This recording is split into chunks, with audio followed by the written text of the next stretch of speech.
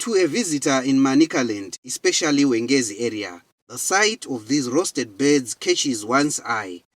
How they are trapped and whether it's allowed by the Zimbabwe Parks and Wildlife Management Authority is a question for another day. Tinorarama nebusiness rekutengesa ngozha.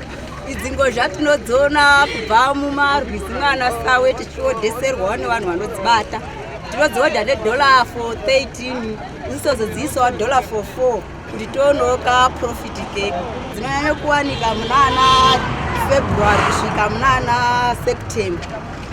Kuzobva October zvichisvika munana December dzinenge dzaashoma. Tinobva ubechi nawo.